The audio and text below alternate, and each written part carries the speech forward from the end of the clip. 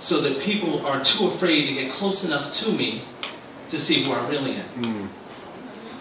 I point that out to say that we get an opportunity with the second aspect of the man in the mirror to determine how people perceive us. Now, I'm not suggesting that you put on a facade, because we don't want to do that. That doesn't really help anyone.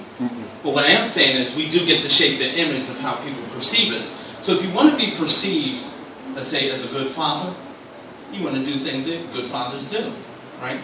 If you want to be perceived as a good worker at your job, you kind of show up on time and, you know, do all the things that your quote-unquote boss is asking you to do. But for your entrepreneurs, it may take on a different perspective, responding to your clients faster and doing different things, perceiving yourself the right way. So the second aspect, I want you to remember that you get to shape the image of how people perceive you. So you get to decide when you're showing up late, if you show up late to work, or you're not doing business the way you need to do business, and all those types of things. We get to make those decisions as to how we're perceived in business and in life as a whole. So that's the second aspect of the man in the mirror I wanted to share with you. And the third aspect of the man in the mirror is, who are we really? We got the image of who we see when we, how we perceive ourselves when we look in the mirror. We have that image of how other people see, how other people may perceive us. But then you have the third aspect is, who are we really on the inside? And when I think about that, I've shared this story numerous times where I used to work for a company called MBNA. It was a credit card company in Delaware.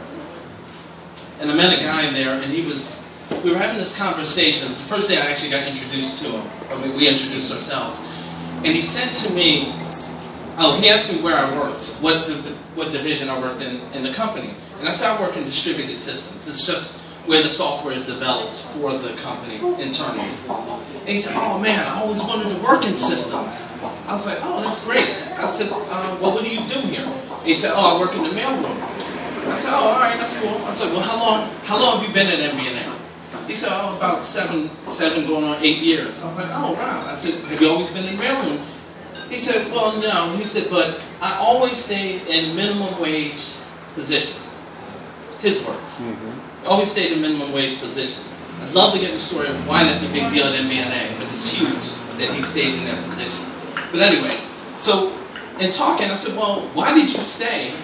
This goes back to that perception. I said, why did you stay in that minimum wage position? Why do you stay in those positions?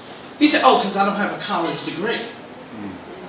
So I looked at him and I said, well, I don't have a college degree.